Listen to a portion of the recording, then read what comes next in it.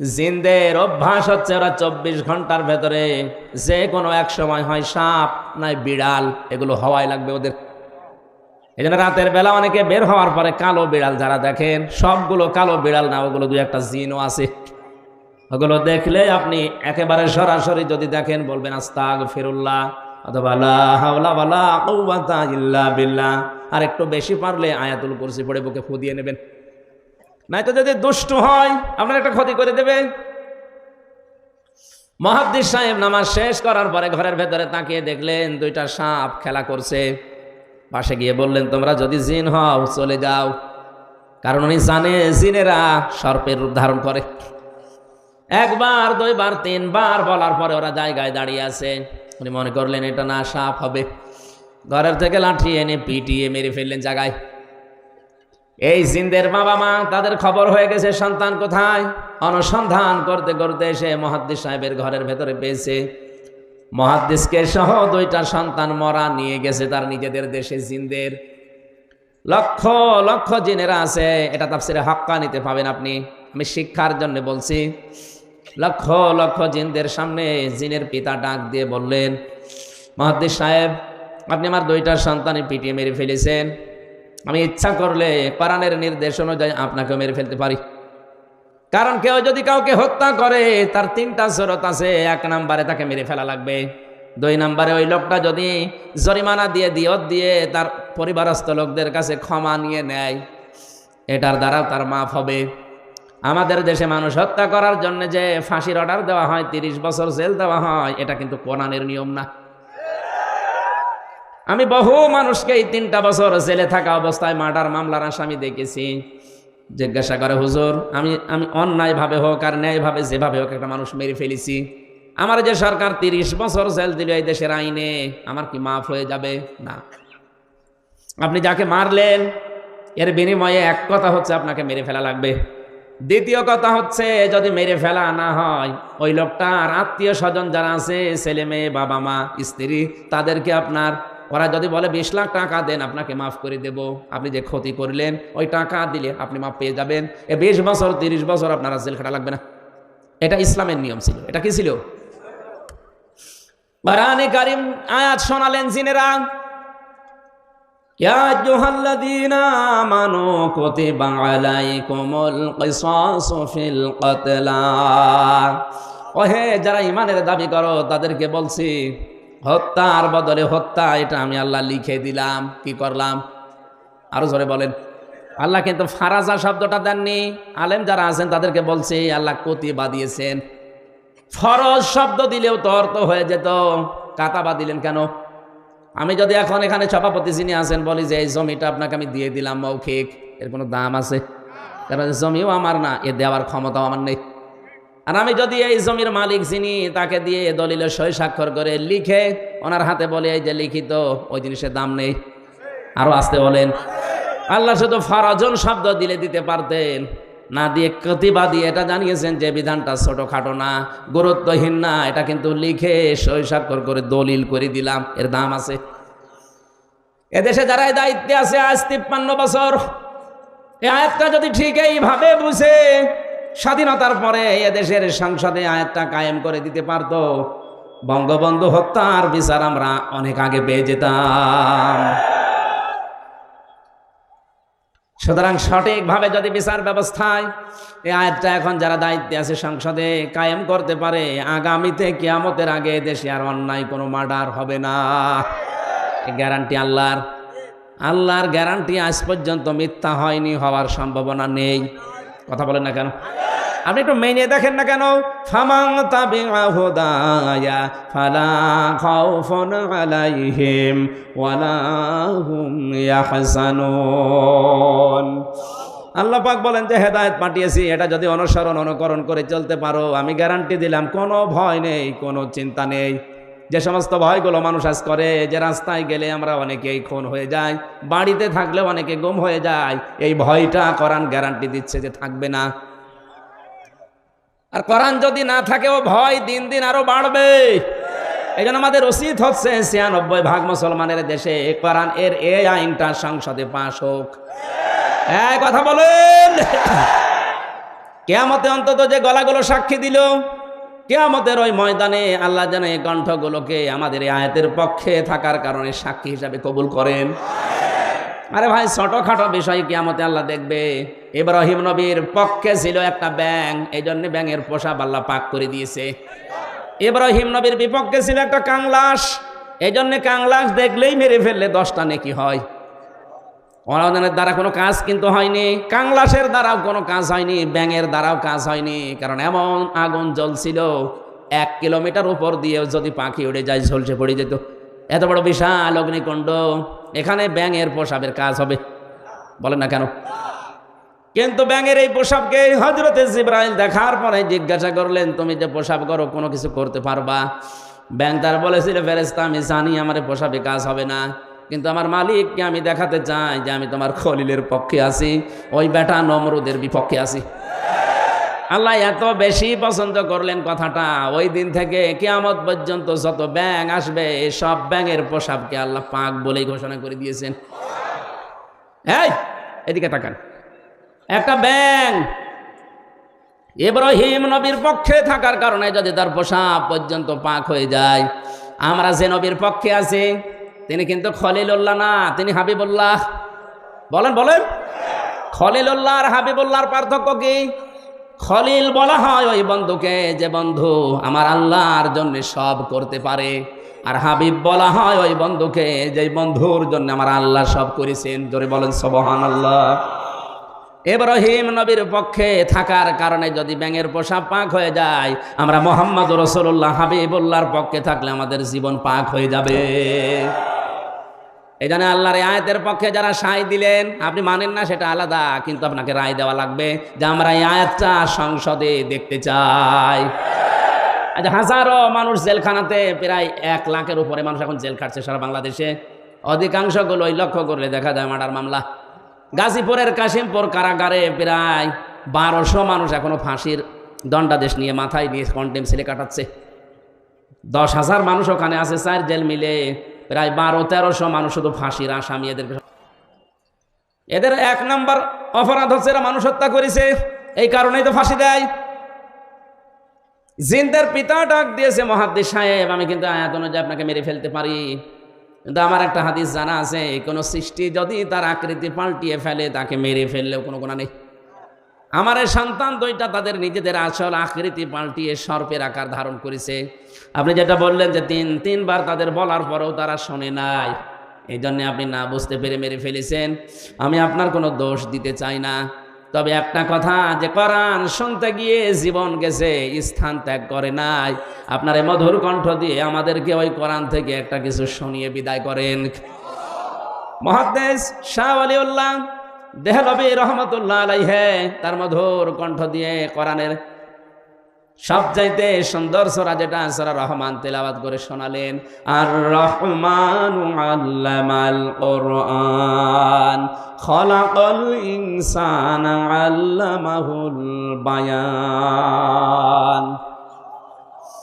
হাজার হাজার জিনের অজ্ঞান হয়ে গেছে, হুশ যাদের ছিল তারা সঙ্গে সঙ্গে বলে উঠেছে, কুলু উহিয়া ইলাইয়া আন্নাহু ইসতামা'a নাফারুম মিনাল জিন্নি ফাকালু ইন্না সামি'না কুরআনান আজাবা। তারা বলেছে অবশ্যই যে ওহী শুনলাম এটা আশ্চর্য কোরআন। শব্দের দিকে খেয়াল করেন, ইয়াহদি ইলার রুশদি ফাআমান্না বি। এই এদিকে তাকান, ইয়াহদি ইলার রুশদি ফাআমান্না বি। যে কয় মিনিটে আমরা কোরআন শুনেছি, এ কোরআন আমাদেরকে হেদায়েতের পথ বলে দিয়েছে। আপনি মনে হয় বুঝতে পারেননি, জিনেরা কোরআন শুনেছিল কয়দিন? মাত্র কয়েক মিনিট লাগে সূরা রহমান পড়তে।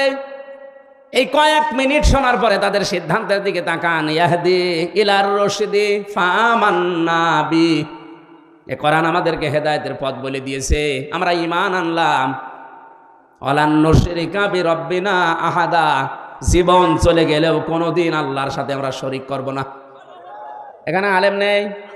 এই যে আলেম বসে আছে, 2টা জিজ্ঞাসা করেন মোজারের আগে লা না আসলে অর্থ হয় কখনোই না। আমার শিক্ষা দেওয়ার বিষয়, জিনেরা মাত্র কয়েক মিনিট কোরআন শুনে যদি এত বড় বড় সিদ্ধান্ত নিতে পারে যে আমরা সব পথ ভুলে গেছি, আমরা হেদায়েতের পথ পেয়ে গেছি, আমরা ঈমান এনেছি, কোনো দিন জীবন চলে গেলেও আল্লাহর সাথে শরীক করব না। আর আমরা সেই জন্মের পর থেকে কোরআন শুনে আসছি। আমাদের কি এখনো শিরিক বন্ধ হয়েছে? আসতে বলেন। আমরা ঈমান আনতে পেরেছি না। অনেকেই আমরা জানি যে অজু করলে অজু ভেঙে যায় 7টা কারণে, নামাজ পড়লে নামাজ ভেঙে যায় 19টা কারণে। কথা বলেন না কেন? ঈমান আনলে ঈমান ভেঙে যায় 10টা কারণে। এখানে যত মানুষ বসে আছে শুধু বিজ্ঞ আলেমগুলো বাদ দিয়ে যদি জিজ্ঞাসা করা হয়, ভালো ভালো মুসল্লি পর্যন্ত বলতে পারবে না যে ঈমান ভাঙার যে 10টা কারণ।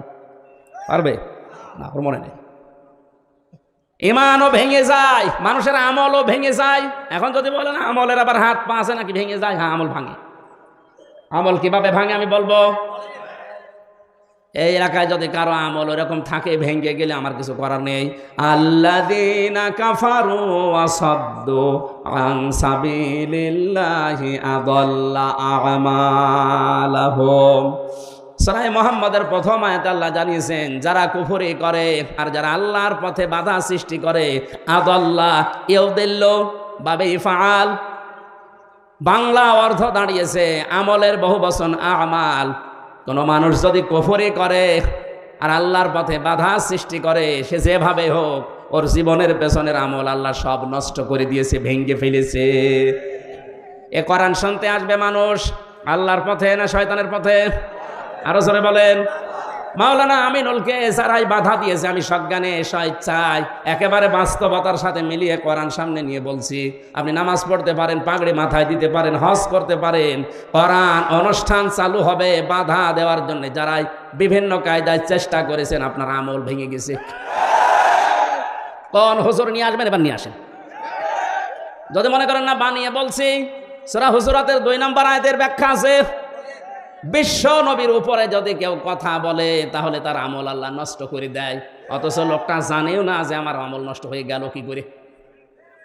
লা তারফাউ আসওয়াতাকুম ফাওকা সাওতিন নাবিয়্যি ওয়া লা তাজহারু লাহু বিল কওলি কাজহারি বা'দিকুম লিবা'দিন আন তাহবাতা আমালুকুম ওয়া আনতুম লা তাশউরুন।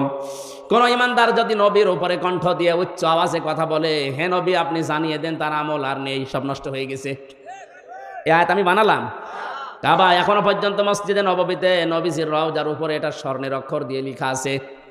আপনি বলেন তো এখানে নবী আসে কিয়ামত পর্যন্ত দুনিয়ায় আসবে?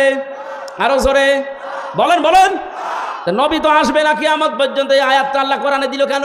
আবার তারফাউ মোজারে দিয়েছেন, এই কারণেই দিয়েছেন বর্তমান ভবিষ্যৎ প্রেজেন্ট ফিউচার, কারণ কিয়ামত পর্যন্ত নবী আসবে না, নবীর ওয়ারিস আলেমরা আসবে। মাওলানা আমিনুল যাই হোক, ওনারে নিয়ে অনেক সমালোচনা আমিও শুনেছি হোক, কিন্তু নামের আগে তো আলেম লিখা আছে। কথা বলেন না কেন? আপনি এটা অস্বীকার করতে পারবেন যে উনি কামেল পাস করেনি? অন্তত এই দেশের শিক্ষা ব্যবস্থা অনুযায়ী উনি তো আলেম, এই দেশে সবাই জানে মাওলানা আমিনুল সিরির বন্দরের আলেম। আপনি যাই করেন না কেন, উনি তো আর গানের অনুষ্ঠান দেয়নি যেটা আপনি বন্ধ করে দেবেন। কোরআন শোনার যে ব্যবস্থা করার জন্য চেষ্টা চালিয়েছিল, এমনি এমনি চোখ দিয়ে ওর পানি বের হয়নি। একটা মানুষ কতটা দুঃখ পেলে 15 দিন ঘুমাতে পারেনি, আপনাদেরকে কোরআনে কারিম শোনাবে এই জন্যে। সুতরাং কোরআন শুনতে যারা বাধা সৃষ্টি করেছেন, সে যেভাবেই হোক না কেন আপনার আমল কিন্তু ভেঙে গেছে। এই এদিকে তাকা। নামাজ ভেঙে যাওয়ার কারণ আমরা জানলাম কয়টা? 19টা। কয়টা? ওযু ভেঙে যাওয়ার কারণ কয়টা? আমল ভেঙে যাওয়ার কারণ কয়টা? 2টা। আন্দাজে শুনছে। সূরা মুহাম্মাদের প্রথম আয়াত দলিল দিলাম না যে 2টা? কথা বলে না কেন?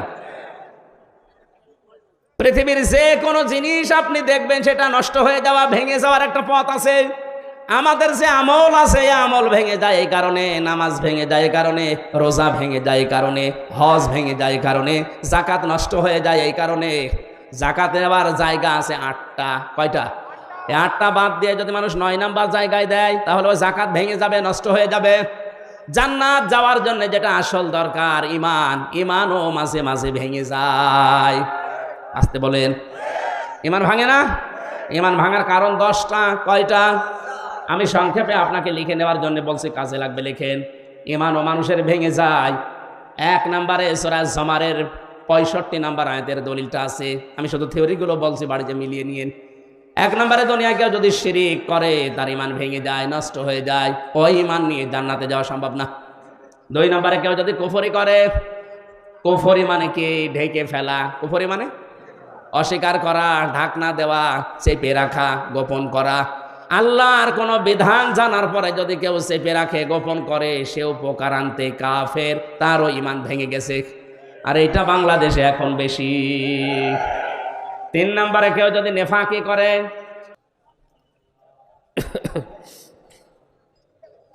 দাও খোদা দাও আমায় আবার ওমার দারাজ দিল, দাওয়ালির মতো বীর সেনানি জাগাতে নিখিল, দাও খোদা দাও আমায় আবার ওমার দারাজ দিল। হামজাকে দাও ঘরে ঘরে জীবন দিতে ওয়াকাতরে, হামজাকে দাও ঘরে ঘরে জীবন দিতে ওয়াকাতরে, আবার কাবা ভাঙতে এলে পাঠাওয়া বাবিল, দাও খোদা দাও আমায় আবার ওমার দারাজ দিল। সচ্চা ঈমান দিয়ে পাঠাও শত সাহাবা, যাদের দেখে বিশ্ব আবার বলুক মারহাবা। আবার পাঠাও আবু বকর, ফিতনা ফাসাদ শোক সমর, অনড় পাহাড় সম দাও সে মনের মিল, দাও খোদা দাও আমায় আবার ওমার দারাজ দিল। আমার ভাইরা, আমি মাওলানা আমিনুলের কথা এমনি বলি না, যেহেতু নবীজির ইন্তেকালের আগে যে কথা ছিল গুরুত্বপূর্ণ কয়টা, তার ভেতরে এটা একটা। আল উলামা ওয়ারাসাতুল আম্বিয়া, আলেমরা আমি নবীর ওয়ারিস। আমি হয় মাওলানা আমিনুল, মাওলানা হোসাইন, মাওলানা হারুন, যাই হয়ে দেশে আলেম যারাই আছে, আপনি বিশ্বাস করতে পারেন এদের আমল আখলাক ত্রুটি বিচ্যুতি থাকতে পারে, কিন্তু এরা নবীর ওয়ারিস। কিয়ামতের ময়দানে আল্লাহ পাক যদি বিচারও করে, আলেমদের সবার সম্মুখে করবে না, কুদরতের পর্দা দিয়ে ঢেকে নিয়ে গোপনে বলবে এগুলো করেছিলি। এই জন্য একটা মনে সান্ত্বনা আছে, কিয়ামতে অন্তত আল্লাহ মানুষের সামনে অপমান করবে না। শাস্তি যদি দিতেও চায় আল্লাহ গোপনে দেবে। আল্লাহর কাছে আমাদের জীবনের আলেমদের কাকুতি মিনতি, আল্লাহ তুমি গোপনে মাফ করে দিও। তোমার সাত্তার নামের ওসিলায় যেভাবে গোপন করে দিয়েছো, দুনিয়ায় কেউ জানে না। আমির হামজা, মাওলানা হোসাইন, মাওলানা আমিনুল কি করেছে অনেকে জানি না, তোমার জানা আছে। কিয়ামতে যেদিন বিচার বসাবে, আল্লাহ কুদরতের ওই জায়গাতে যেন তুমি গোপনেই মাফ করে দাও। আমার ভাইরা, এই জন্য ওনার উপরে যদি কেউ কণ্ঠস্বর নিয়ে কথা বলেন, ওনার আমল আখলাক যাই থাকুক না কেন, আপনারটা কিন্তু আল্লাহ নষ্ট করে দেবে। আমি ইমান ভাঙার যে 10টা কারণ বলেছি লিখে নেওয়ার জন্য, যাদেরকে লিখে নিয়েছেন হয়তো। 3 নম্বরে নেফাক, যাদের ভেতরে আছে মোনাফিকি, উপরে ফিটফাট, ভেতরে সদরঘাট, আপনার ইমান ভেঙে গেছে। আমি একটা উদাহরণ তাফসীর থেকে লিখেছি, যারা সব ধর্মকে সমান মনে করে ওদের ইমান নষ্ট হয়ে গেছে। আরে দেশে এরকম অনেক মানুষ এখন দিন দিন বাড়ছে। সব ধর্ম সমান আপনি বিশ্বাস করা তো দূরের কথা, আপনি বলেন কি করে? যে দলিলগুলো আপনি দেন যে লাকুম দিন উকুমলিয়া দিন, লা ইকরাহা ফিদ্দিন, এই আয়াতের অর্থ আপনি নিজেই ভুল করছেন, নিজেই উল্টাপাল্টা করে ইমান হারাচ্ছেন, মানুষকেও হারাতে বাধ্য করছেন। যারা বিভিন্ন পূজা মণ্ডপে গিয়ে কথা বলে যে আমরা সার্বজনীন সনাতন ধর্মে এই অনুষ্ঠানে হাজির হইলাম, এ কথা যদি কেউ বিশ্বাস নিয়ে বলে থাকে, ওর ইমান নষ্ট হয়ে গেছে। কারণ সার্বজনীন ধর্ম একটাই দুনিয়ায়, তার নাম ইসলাম। আর সনাতন ধর্ম মনে করি অনেকেই বলি হিন্দু ধর্ম না, সনাতন মানে পুরাতন। সনাতন মানে এ পৃথিবীতে সব চাইতে পুরাতন ইসলাম, এর আগে কিছু ছিল না। এক কথা বলো না কেন? পৃথিবীর প্রথম মানব যিনি হযরতে আদম, তার ধর্ম কি? আরো জোরে। সুতরাং এই কথা কারা প্রচার করেছে আমরা জানি না, যে সনাতন ধর্ম মানে হিন্দু ধর্ম, এটা মিথ্যা কথা। সনাতন ধর্মই পৃথিবীতে ইসলাম। ইসলাম, আল্লাহর কাছে একমাত্র ধর্মের নাম ইসলাম। এজন্য ধর্মের আগে আলিফ লাম আছে। এখানে যারা গ্রামার বসে আলিফ লাম 4 প্রকার, এখানে যে আলিফ লাম দেওয়া আছে নির্দিষ্ট করার জন্যে। আমি যদি মাওলানা হোসাইনকে বলি ভাই আমি দিনাজপুরে যাব, উনি যদি বলি এই যে এই রাস্তাটা, এর আগে তাহলে তরিকের আগে আলিফ লাম দেওয়া লাগবে। আর তরিক এই একটাই রাস্তা, কিন্তু দিনাজপুরে যাওয়ার জন্য এখনো 4-5টা রাস্তা আছে। তখন আর তরিকের আগে আলিফ লাম দেওয়া যাবে না, কারণ এটা অনির্দিষ্ট। যে কোনো রাস্তা দিয়ে আমি যেতে পারি, দিনাজপুরে পৌঁছালেই হলো। কিন্তু কোনো রাস্তা দিয়ে দিনাজপুরে গেলে আপনি পাবেন না শুধু এই রাস্তাটা ছাড়া। তখন তরিক বা রাস্তার আগে কি লাগবে? আলিফ লাম। কি লাগবে? যত ধর্ম দুনিয়ায় আছে সব ধর্মের ব্যাপারে আল্লাহর বক্তব্য এই, সবগুলো শয়তানের আবিষ্কার করা, আমি আল্লাহর আবিষ্কার করা ইসলাম।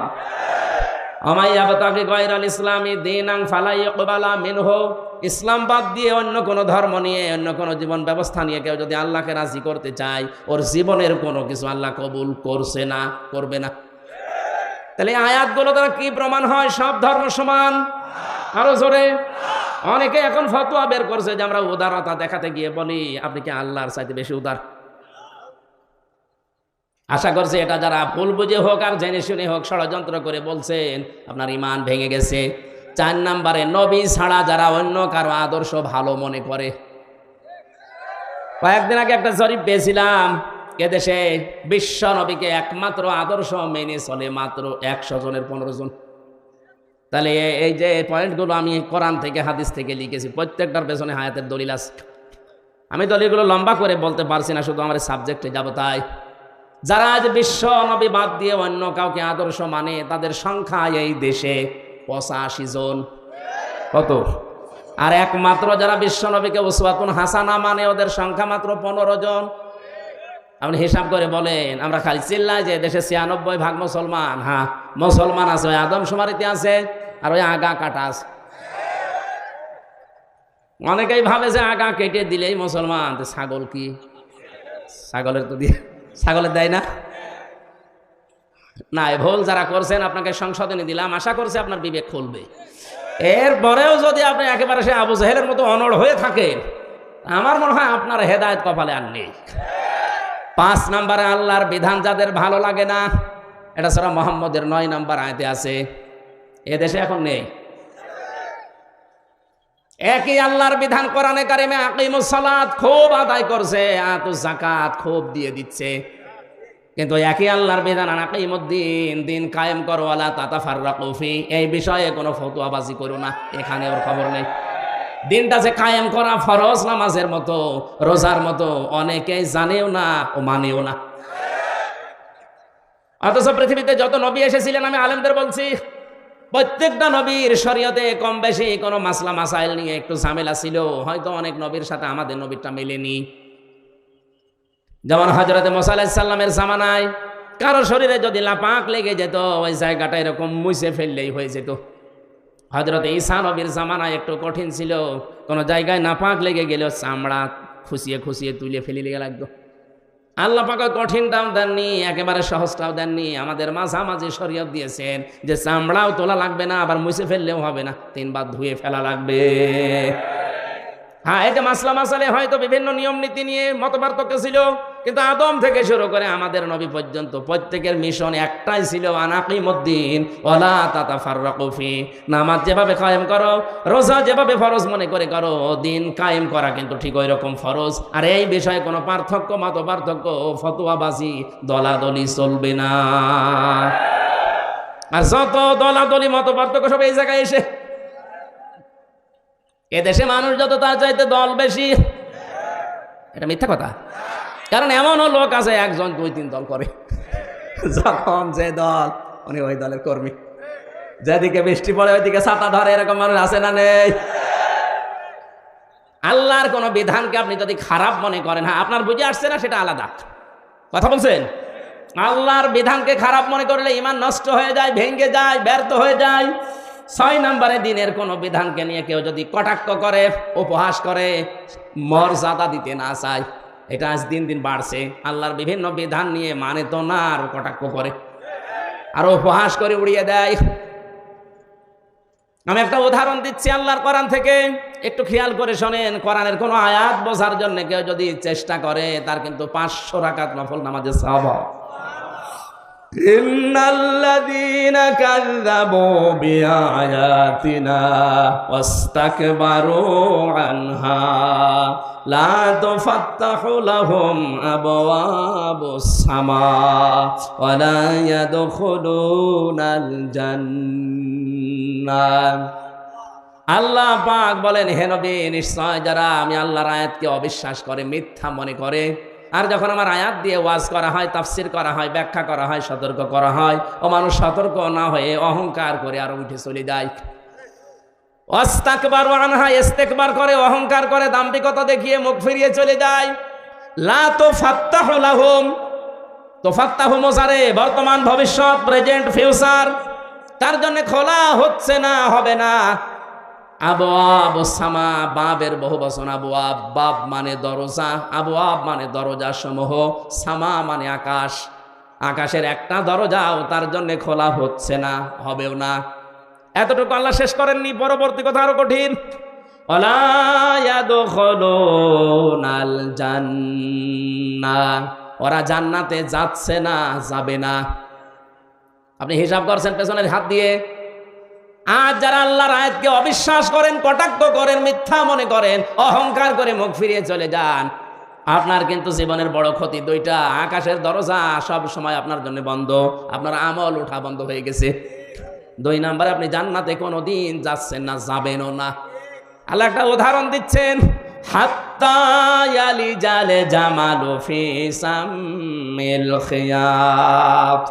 হাত্তা মানে যতক্ষণ পর্যন্ত, ইয়ালিজা মানে প্রবেশ করা, যতক্ষণ পর্যন্ত প্রবেশ না করে সূচের ওই ছিদ্র দিয়ে উট, তার মানে সূচের ছিদ্র দিয়ে উট প্রবেশ করা যেরকম অসম্ভব, ওই মানুষগুলোর আল্লাহর জান্নাতে যাওয়া ওই রকম অসম্ভব।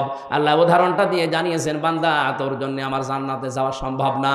সুতরাং আল্লাহর আয়াত নিয়ে যারা কটূক্তি করছেন, তারা থামেন, আপনার জন্য জান্নাতে যাওয়া সূচের ছিদ্র দিয়ে উট যাওয়ার মতো কঠিন। আল্লাহ শেষ করে দিলে হয়তো আমি বলতাম না, এর পরবর্তী কথা আরো কঠিন। ওয়াকাযালিকা নাজিজিল মুজরিমিন, আল্লাহ বলেন এইভাবে করে আমি পাপিষ্ঠদেরকে শাস্তি দেব। লাহুম মিন জাহান্নামা মিহাদু ওয়া মিন ফাওকিহিম গাওয়াশ ওয়াকাযালিকা নাজিজিজ যালিমিন। এই যে মানুষগুলো যারা আল্লাহর আয়াত নিয়ে, আল্লাহর কোরআন নিয়ে, আল্লাহর বিধান নিয়ে কটূক্তি করে, উপহাস করে, এরা নামাজ পড়তে পারে, রোজা রাখতে পারে, দাড়ি রাখতে পারে, মারা যাওয়ার সঙ্গে সঙ্গে আমি আল্লাহ কবরটা জাহান্নাম বানিয়ে দেব। আল্লাহ শুধু এতটুকুই দেননি, আল্লাহ এর পরবর্তী শব্দের দিকে খেয়াল করেন, মিহাদু ওয়া মিন ফাওকিহিম গাওয়াশ, ওদের কবরের ভেতরে রাখার সঙ্গে সঙ্গে পেছনে নিচে যে বিছানাটা, এটা হয়ে যাবে আগুনের বিছানা, উপরে দেওয়া হবে আগুনের চাদর। জোরে বলেন নাউজুবিল্লাহ। এই আয়াতটা আমার চোখের সামনে যখন আসে, আমি দেখতে পাই এদেশে অনেকেই এখন এই আয়াতে শামিল। অথচ এরকম মানুষ মারা গেলে আমরা অনেকে উপরে ফুল দিয়ে রাখি। কথা বলে না কেন? সারা জীবন যে আল্লাহর আয়াতকে উপহাস করে, ঠাট্টা করে, আল্লাহর বিধানকে যার পছন্দ হয় না, এ মানুষটা মারা গেলে উপরে ফুল কেন, 2 তলা বিল্ডিং কেন, 15 তলা বিল্ডিং বানিয়েও কাজ নেই। কারণ আল্লাহ নিজে ওরে জাহান্নামের চাদরের বিছানা দেবে, জাহান্নামের চাদর দিয়ে ঢেকে দেবে। জোরে বলেন নাউজুবিল্লাহ। আমার ভাইরা, যেন ইমান যেন আপনার ভেঙে না যায়, সতর্ক থাকবেন। 7 নম্বরে যারা জাদুকর, এদের ইমান ভেঙে যায়, এলাকায় মনে হয় নেই। 8 নম্বরে মুসলমানদের বিরুদ্ধে যারা ষড়যন্ত্র করে, এটা এখন বেশি। কথা বলেন না কেন? মুসলমানদের বিরুদ্ধে, মানুষের বিরুদ্ধে না, মুসলমানদের বিরুদ্ধে যারা ষড়যন্ত্র করে, এই লোকটার ইমান ভেঙে যায়। মান সালিমাল মুসলিমুনা মিন লিসানিহি ওয়া ইয়াদিহি, ওই লোকটাই আসল মুসলমান, যার হাত থেকে, মুখ থেকে মানুষেরা নিরাপত্তা পায়। ঠিক আছে? না না, ঠিক নেই। এই আপনি কি শোনেন? এভাবে শুনলে তো হবে না। আমি অর্থ করলাম কি, আপনি বলছেন ঠিক আছে। মান সালিমাল মুসলিমুনা মিন লিসানিহি ওয়া ইয়াদিহি, ওই লোকটাই প্রকৃত মুসলমান, যার হাত থেকে, মুখ থেকে মানুষেরা শান্তি পায়। ঠিক আছে? হয়নি। কি শোনে, আলেম বলে। আরে ভাই শব্দের দিকে খেয়াল করে শুনবেন, আমার ভুল হলে ধরে দেবেন। এমনি এমনি আপনি স্টেজে বসে আছেন। না না না, হয়নি। এখানে কিন্তু এই জন্যই তাফসির মাহফিলে আসা লাগে। সূক্ষ্ম কিছু শব্দ যেগুলো ক্লাসে পাওয়া যায় না, এই শব্দগুলো গবেষণা করে বের করা লাগে। কোনো মানুষ যদি মানুষ হয়ে মানুষের ওপরে জুলুম করে, তার বিরুদ্ধে কিন্তু আল্লাহর মামলা আছে, এটা আলাদা বিষয়। সূরা শুরার 42 নম্বর আয়াতে আল্লাহ দলিল দিয়েছেন, ইন্নামাস সাবিলু আলাল্লাযিনা ইয়াজলিমুনান নাস। আমি আল্লাহর মামলা, আমি আল্লাহর অভিযোগ তাদের বিরুদ্ধে যারা মানুষ হয়ে মানুষের উপরে জুলুম করে। আল্লাহ এখানে ইয়াজলিমুন আল মুসলিমুনা দেয়নি, দিয়েছে ইয়াজলিমুনান। বলেন বলেন, হিন্দু কি মানুষ না? খ্রিস্টান, ইহুদি? তাহলে মানুষ পদ পাচ্ছে যারা বিবেচিত, সে যে ধর্মের হোক, ওর ওপরে কেউ যদি জুলুম করে, তার অধিকার নষ্ট করে, তার বিরুদ্ধে মামলা কার, এটা আলাদা বিষয়। কিন্তু এখানে আল্লাহর নবী নাস শব্দ দেননি, দিয়েছেন মুসলিমুনা। কি দিয়েছেন? আমি এইটা বোঝানোর জন্যই বলছিলাম, ওই লোকটাই আল্লাহর কাছে প্রকৃত মুসলিম, যার হাতের দ্বারা আর মুখের দ্বারা মুসলমানেরা নিরাপত্তা পায়। আপনি কেমন মুসলমান? আপনার হাতের দ্বারা আর মুখের দ্বারা মুসলমানেরা শান্তিতে থাকে না, আরো আতঙ্কে থাকে। এখানে ইয়াদি মানে এই হাত শুধু না, ক্ষমতার হাত, এক কথা বলেন, আইনের হাত, টাকা পয়সার হাত, প্রভাব প্রতিপত্তির হাত, এই হাত হতে পারে। এক একটা শব্দের প্রায় 33টার উপরে অর্থ আছে, সর্বনিম্ন 33টা, উপরে 99টা। যেখানে যেই শব্দটা খাটবে, অ্যাপ্রোপ্রিয়েট হবে, ওইটা ওই জায়গায় আপনাকে লাগানো লাগবে। এই জন্য তাফসির করতে গেলে এক শব্দের একাধিক অর্থ আপনার জানা থাকতে হয়, না একটা শব্দের একটা অর্থ জেনে যদি শুরু করতে চান, আপনি উলটপালট করে ফেলবেন। কোরআনে কারিমে আল্লাহ দরবা দিয়েছেন, দরবা মানে মারা। দরবা মানে কি? আমাদের সে মিজান মন সাহেবে পড়িয়েছে দরবা মানে আঘাত করা, দরবা মানে মারা। অথচ তাফসিরের ভাষায় 33টার উপরে শব্দ আছে। দরবা মানে দৃষ্টান্ত দেওয়া, দরবা মানে সফর করা। আমার সবগুলো এখন মনে নেই, আমার যতটুকু আয়াত আছে আমি মিলাতে পারি কোরআন পড়তে গেলে, যে এই জায়গায় দৃষ্টান্ত হবে, এই জায়গায় সফর করা হবে, এই জায়গায় মারা হবে। আমি যদি ওই মারাটাই জেনে রাখতাম, অর্থ করতে পারতাম। আল্লাহ পাক এখানে মুসলিমুনা শব্দ নাস না দিয়ে নবীজি কেন দিয়েছেন? এদন শব্দ দিয়ে শুধু এই হাত আমরা বুঝি ক্ষমতার হাতের দ্বারা, আইনের হাতের দ্বারা। যারা মুসলমানদেরকে শান্তিতে থাকতে দেয় না, এরা মুসলমান না। প্রভাব প্রতিপত্তি আছে এলাকায়, টাকা পয়সার মালিক, এই কারণে তাদের এই টাকা পয়সার যে হাত আছে, প্রভাব প্রতিপত্তির হাত আছে, এই হাতের দ্বারাও অনেক মুসলমান আজ শান্তিতে নেই। অনেক মুসলমানের প্রভাব প্রতিপত্তি আছে, জোর করে মসজিদের সভাপতি হয়ে বসে আছে, না দিলে আবার রাগ করে। এটা একটু বেশি হয়ে গেল।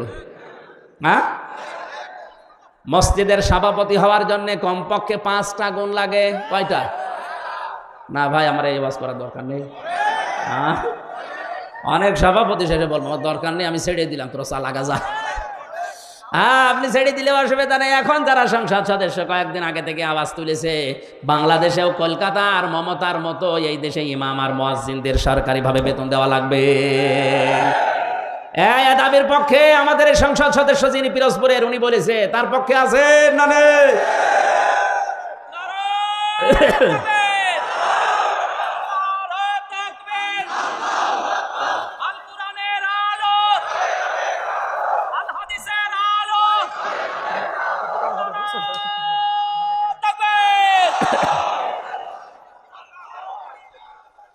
এই পৌরসভার মেয়র যিনি আছেন, ড্রেন পরিষ্কার করে, টয়লেট পরিষ্কার করে, তার যদি বেতন দেওয়া যায় 3 লক্ষ 3.5 লক্ষ, মসজিদের ইমামের বেতন আর মুয়াজ্জিনের বেতন দিতে গেলে আমাদের প্রধানমন্ত্রী পারবে না। 564টা মডেল মসজিদ বানিয়েছে, এখানে যদি বেতন দিতে পারে ইমাম মুয়াজ্জিনের, 3.5 লাখ মসজিদের ইমাম মুয়াজ্জিনের বেতনও দিতে পারবে। সে কলিজা তার আছে, কথা বলছে না কেন? তার কলিজা না থাকলে 10.5 লাখ 12 লাখের উপরে। তাকান কত মানুষকে আশ্রয় দিয়েছে। চীন এত বড় রাষ্ট্র, একটা মানুষও নেয়নি। কথা বলছে না কেন?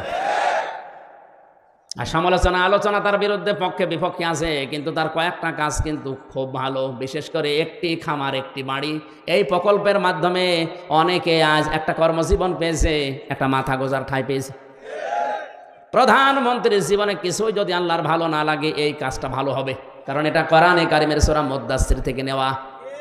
ওয়ালাম নাকুন নুতি'মুল মিসকিন, হে নবী আপনি মিসকিনদেরকে খাবার দেবেন, যারা দেয় না তারা মুসলমান দাবি করলেও জাহান্নামে যাবে। সুতরাং শুধু নিজে খেয়ে পরে বাঁচবেন, এতিম মিসকিন অসহায় মানুষের খবর রাখবেন না, আপনি জান্নাতে যেতে পারেন না। উনি হয়তো এই আয়াত থেকে এই শিক্ষাটা নেওয়ার জন্য একটি খামার একটি বাড়িয়ে প্রকল্প চালু করেছিল। আর দুর্নীতি হয়েছে, হয়তো অনেকে একটি খামার একটি বাড়ি বানাতে গিয়ে মাসের বদলে রড দিয়েছে, আমরা জানি, কিন্তু কাজ তো করেছে। যারা দায়িত্ব পেয়েছিল ওরা 2 নাম্বারই করলে উনি ওখানে ঢাকা থেকে করবে কি? সুতরাং এই কাজটা যেন আল্লাহ কবুল করেন। লক্ষ লক্ষ মানুষের মাথা গোজার মতো একটা ঠাঁই হয়েছে, একটা কর্মসংস্থান তৈরি হয়েছে। জোরে বলেন সুবহানাল্লাহ। আমি কিন্তু শিক্ষা দেওয়ার জন্য যে জায়গায় ছিলাম ওখানে ফিরে যাচ্ছি, যে মানুষগুলো কাউকে মুসলমানদের বিরুদ্ধে ষড়যন্ত্রে লাগিয়ে দেয়, এই লোকটার মুসলমান থাকে না, ইমান ভেঙে যায়। 9 নম্বরে কাউকে যদি কেউ ইসলামের ঊর্ধ্বে মনে করে ওর ইমান নষ্ট হয়ে যায়। আমি এই শব্দটা আর বলবো না। কাউকে আপনি ইসলামের ঊর্ধ্বে মনে করতে পারবেন না, এমনকি নবীজিও না। কারণ নবীজি ইসলামের প্রচারক ছিলেন, ইসলামের খাদেম ছিলেন। বিশ্ব নবীকে যখন পাথর দিয়ে দিয়ে মেরে মেরে রক্তাক্ত করে ফেলে রাখতো, জিবরাইল এসে পাথরগুলো সরিয়ে বড় একটা পাথরের ওকে বলতেন তোলা হয়ে যাও, তোলার মতো নরম করে ওখানে যখন শুয়ে দিতেন, জিবরাইলকে নবীজি বলে ভাই আমার কি কাজ? নবীজিকে আল্লাহ শুনিয়েছেন ফেরেশতা বলে দাও যে দিনের জন্য নবীকে পাঠিয়েছি ওই দিনের জন্য মার খেয়েছে, সকালবেলা থেকে মুহাম্মদ রাসূলুল্লাহর ওই দিনের প্রচার করাই কাজ। তাহলে দিনের মর্যাদা কত বেশি ইসলামের। এজন্য ইসলামের ঊর্ধ্বে কাউকে মনে করা যাবে না, সে যেই হোক। কথা বুঝতেছেন? আমার কাছে আগে ইসলাম, আমি মুসলিম হিসাবে, এরপরে অন্য কিছু। 10 নম্বরে ইসলামের কোন বিধানকে যারা ঘৃণা করে, এটা সূরা সেজদার 22 নম্বর আয়াতের ব্যাখ্যায় পাবেন। তাহলে আমি বলছিলাম দুনিয়াতে অনেক কিছু আছে যেগুলো করলে হয় না, ভেঙে নষ্ট হয়ে যায়। এই পৃথিবীতে শয়তানের যে বন্ধু, এই বন্ধু কিন্তু ভেঙে যায়। শয়তানের সাথে যারা বন্ধুত্ব করে এই বন্ধুত্ব ভেঙে ফেলার বুদ্ধি আছে না নেই? আমরা যারা শয়তানের সাথে বন্ধুত্ব করলাম, এই যে অপচয় করে, অশ্লীলতা ছড়ায়, যৌনতা ছড়ায়, নবীদের তার মানে নবীর ওয়ারিসদের মুখের উপরে জোরে কথা বলে, আল্লাহর পথে চলতে বাধা দেয়, এগুলো সব শয়তানের কাজ। কার কাজ? আল্লাহ আমাদেরকে হেফাজত করুন, বলেন আমিন। সূরা জুমার মাত্র 2টা আয়াত পড়েছিলাম, এমন গুরুত্বপূর্ণ বিষয় আল্লাহ আয়াতের ভেতরে দিয়েছেন, একটু খেয়াল করে তাফসীর আকারে শোনেন। ইয়া আইয়ুহাল্লাযীনা আমানু ইযা নুদিয়া লিস-সালাত, আল্লাহ পাক বলেন ঈমানদারেরা যেদিন আযান দেওয়া হয়, ইলা ইয়াউমিল জুমআ ইযা নুদিয়া লিস-সালাতি মিন ইয়াউমিল জুমআ, জুমার দিন যখন আযান দেওয়া হয়, ডাকা হয়, আহ্বান করা হয়, ঘোষণা দেওয়া হয়, ফাসআউ ইলা যিকিরিল্লাহ, তোমরা আল্লাহর জিকিরের দিকে, নামাজের দিকে দৌড়াও। কে বলছেন? আরো জোরে বলেন। ওয়াজারুল বাই, দুনিয়ার সব বেচা কিনা কাজ কারবার বন্ধ করে দাও। যালিকুম খায়রুল লাকুম ইন কুনতুম তা'লামুন, এইটাই ভালো কাজ, এইটা যদি তোমরা বুঝে থাকো। এবার আসেন আয়াতের বাস্তব ব্যাখ্যা কি। আল্লাহ পাক শব্দটা দিয়েছেন ইযা নুদিয়া লিস-সালাতি মিন ইয়াউমিল জুমআতি ফাসআউ ইলা যিকিরিল্লাহ, যখন আযান হয়ে যাবে সব কাজ কাম বন্ধ করে দিয়ে দৌড়াও নামাজের দিকে। কিসের দিকে? আরো জোরে বলেন। আর আমরা হাদিস শুনেছি এতদিন যে নবীজি জানিয়েছেন কেউ যেন নামাজের জন্য দৌড়িয়ে মসজিদে যাবা না। শুনেননি? শুনেছি মানে কি? এটাই সঠিক হাদিস। মুসলিম শরীফের হাদিস হচ্ছে কেউ যেন মসজিদে দৌড়িয়ে যাবা না নামাজ পড়ার জন্য। ফজরের নামাজে নবীজি নামাজ আদায় করছেন, নামাজের ভেতরে ধপ ধপ করে কিছু আওয়াজ শুনলেন, নামাজ শেষ হয়ে গেল, ঘরে বসলেন, ডাক দিয়ে বললেন সাহাবীরা নামাজের ভেতরে আমার কানে আওয়াজ এসেছে, ধপ ধপ করে আওয়াজ হচ্ছিল, কিসের? সাহাবীরা বলে হুজুর আমরা ফজরে টের পেয়েছি দেরিতে, জলদি করে ওযু করে মসজিদে আমরা অনেকেই দৌড়িয়ে এসে জামাত ধরেছি। ওই দিন নবীজি হাদিসটি বলেছিলেন যে তোমরা কেউ দৌড়িয়ে জামাত ধরবা না, যতটুকু পারা যায় ধীর স্থির ভাবে নামাজ পাও, বাকি যেটা পাবে না কাজা করে নেবে। কথা বুঝতেছেন? তাহলে আয়াতের সাথে নবীর কথার কোনো মিল নেই। হ্যাঁ কই আছে কই? আল্লাহ বললেন দৌড়াও, নবীজি বললেন দৌড়ানোর দরকার নেই। আল্লাহ দৌড়াতে বলেছেন এই কারণে আপনার যেন নামাজ গুরুত্ব দিয়ে, যখন দুনিয়াতে নামাজের সিস্টেম চালু হয়ে যাবে, আজান হয়ে যাবে, সব কাজ কাম আপনার জন্য এখন বন্ধ। আল্লাহ এইটা বোঝাতে চেয়েছেন যে কাজ কামে লিপ্ত থাকতে গিয়ে যেন আল্লাহর নামাজের জামাত শেষ হয়ে না যায়। এই জন্য আগে থেকে প্রস্তুতি নাও, আগে থেকেই তোমাকে নিজেকে প্রস্তুতি করো। অন্তত মসজিদের সাথে তোমার এই জীবনটা, তোমার অন্তরটা লটকিয়ে রাখো। কিয়ামতের কঠিন ময়দানে মানুষ যখন পাবে, ঘামের ভেতরে হাবুডুবু খাবে, ওই সময় আরশের ছায়ায় যাদেরকে স্থান দেব তার 4 নাম্বার তারা, যারা দুনিয়াতে নামাজ পড়তে মসজিদে যায়, বের হয়ে গেলে আবার কখন যাবে এই ধান্দায় থাকে। জোরে বলেন সুবহানাল্লাহ।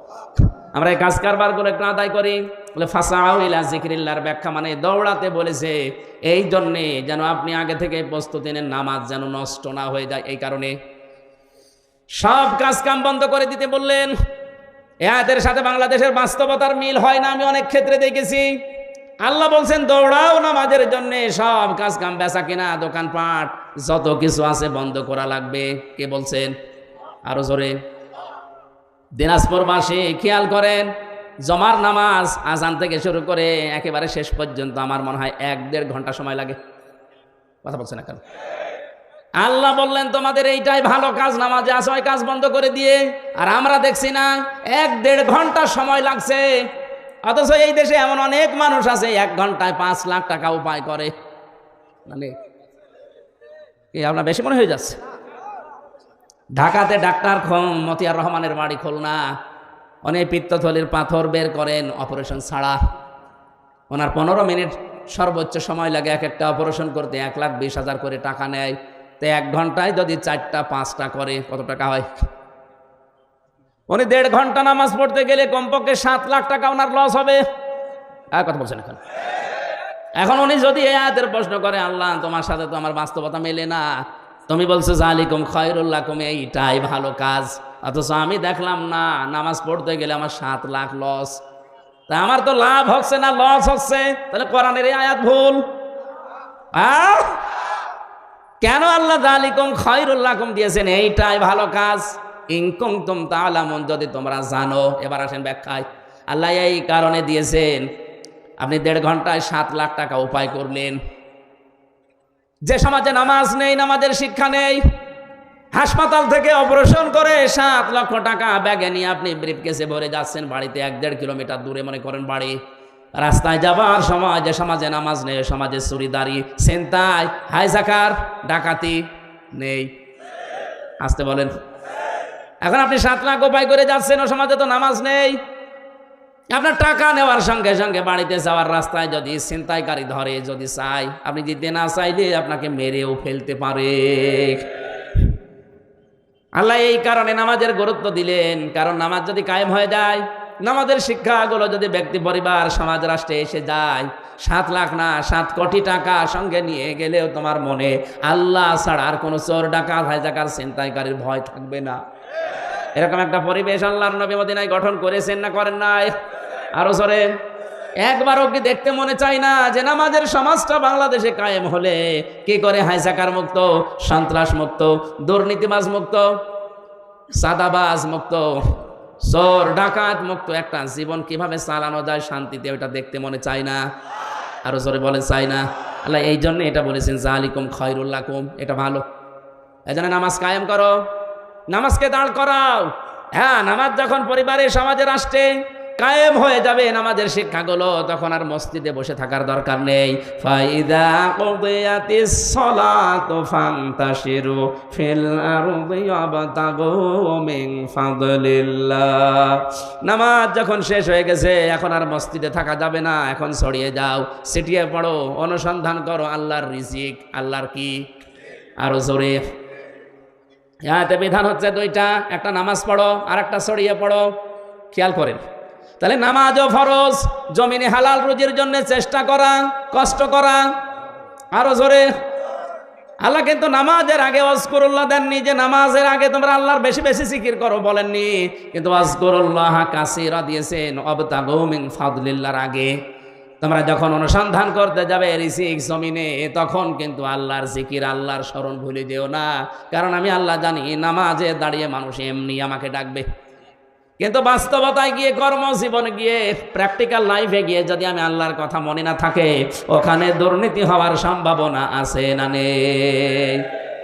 এই জন্য নামাজের ভেতরে অনেককে দেখা যায় কাঁদতেছে, নামাজের গুরুত্বও দিয়েছে, কিন্তু কর্মজীবনে যে এই জিকিরটার স্মরণ করে না, এই জন্যই ঘুষ খায়, সুদ খায়, আরো জোরে বলেন। ভার্সিটিতে থাকাকালীন একবার মাস্টার্সের সার্টিফিকেট নিয়ে আসতে গেছে, যার কাছে গেলাম বললাম স্যার সই করে দেন একটা সিল মেরে। অনেক আমারে বলছে হামজা তাড়াতাড়ি কর। বলছে স্যার আমি তো তাড়াতাড়ি করছি। কিছুক্ষণ পরে আমার বলছে তাড়াতাড়ি কর, আমি জোহরের নামাজে জামাত ধরবো। আমি বলছি আমি তো তাড়াতাড়ি করছি, আমি গাড়ি ধরবো। মাথা নিচু করে বলছে 1000 টাকা বের কর। তো আপনি জামাত ধরবে? কিসের জামাত আপনার? এইটাই আপনার আসল জামাত। সরকার আপনার কাছে 8টা ঘন্টা কিনে নিয়েছে, 45,000 টাকা বেতন আপনার। কথা বলে না কেন? আপনি মাত্র 10 মিনিট নামাজ পড়তে যাবেন শহরের, এই 10 মিনিটের জন্য এত তাড়াতাড়ি করছেন যে তাড়াতাড়ি কর আমি জামাত ধরবো। তা আপনার যে 8 ঘন্টা জামাত এখানে চলছে, ছেলেমেয়েরা আসবে সই করে সিল মেরে দেবেন, এইটাই আপনার জামাত। কথা বলে না কেন? আল্লাহ এই জন্য বলেছেন কর্মজীবনে যে যেন আমাকে ভুলে যেও না, আমার জিকিরটা ওই জায়গায় আরো বেশি করো, তাহলে এই দেশে দুর্নীতি হবে না। আয়াতের শেষে ছিল লাআল্লাকুম তুফলিহুন, যদি এটা করতে পারো আমি আল্লাহ বলছি তোমরা সফল হয়ে যাবে। জোরে বলেন সুবহানাল্লাহ। এই জন্য আমরা যদি আল্লাহর রিজিক অনুগ্রহ পেতে চাই, আল্লাহর দয়া পেতে চাই, এদিকে তাকান, আল্লাহর অনুগ্রহ যদি কেউ পেতে চায় তাহলে জমিনে আসা লাগবে। আর আল্লাহর রহমত যদি কেউ পেতে চায় মসজিদে যাওয়া লাগবে। মসজিদে ওঠার সময় বলা হয় আল্লাহুম্মা আফতাহ লি আবওয়াবা রাহমাতিক, হে আল্লাহ তোমার রহমতের দরজা আমার জন্য খুলে দাও। কথা বলে না কেন? আর যখন বের হয় মানুষ তখন কি চায়? আল্লাহুম্মা ইন্নী আসআলুকা মিন ফাদলিকা, এই যে ফজল অনুগ্রহ, হে আল্লাহ আমি তোমার কাছে আশা করি চাই যে তুমি আমার রিজিক দাও, ফজল দাও। এখানে ফজল মানে রিজিক, ফজল মানে কি? তাহলে আমাদের কাজের সময় কাজ করা লাগবে, আর নামাজের সময় দুনিয়ার সব স্টপ, নামাজ পড়া লাগবে। এখন থেকে সিদ্ধান্ত নিয়ে যান, যত কঠিন পরিস্থিতি তৈরি হোক না কেন ফরজ নামাজ আমি জীবনে আর ছেড়ে দেব না। হ্যাঁ, আমি আর চাই করি না কেন ফরজ নামাজ, নামাজ শেষ হয়ে গেলে মসজিদে আর বসেও থাকবো না, কারণ আল্লাহর নির্দেশ ফান্তাশিরু ফিল আরদি ওয়াবতাগু মিন ফাদলিল্লাহ। নামাজ শেষ হয়ে গেছে, এখন জমিনে ছড়িয়ে পড়ো, এ নির্দেশ কার? নবীজি জানিয়েছেন আল কাসিবু হাবিবুল্লাহ, যারা কাজ করে খায় জমিনে এরা সাধারণ মানুষ না, এরা আল্লাহর বন্ধু। আমরা আল্লাহর বন্ধু খোঁজার জন্য সেই চট্টগ্রামে যাই, বরিশালে যাই, সিলেটে যাই, ফরিদপুরে যাই। কে বলেছে ওগুলো আল্লাহর বন্ধু? যারা কাজ করে খায় না, বসে বসে খায়, ওগুলো আল্লাহর শত্রু। আল কাসিবু হাবিবুল্লাহ, যারা উপার্জন করে খায়, কাজ করে খায়, এরা কার বন্ধু? এই কাজটা যত ছোট হোক কোনো অসুবিধা নেই। এই যে মাইক টাঙিয়েছে যারা, এরাও কাজ করে খায়, রাস্তা ঝাড়ু দেয়, এরাও কাজ করে খায়। এই জন্য আয়াতের শিক্ষা হচ্ছে নামাজের সময় হয়ে গেলে দুনিয়ার সব আমার কাছ থেকে মাইনাস হয়ে যাবে। নামাজের সময় হয়ে গেলে দুনিয়া বলে আমার আর কিছু নেই, আমার এখন আল্লাহর বিধান সামনে, নামাজ শেষ, এখন আমাকে যাওয়া লাগবে কর্মজীবনে রিজিক তালাশ করার জন্যে।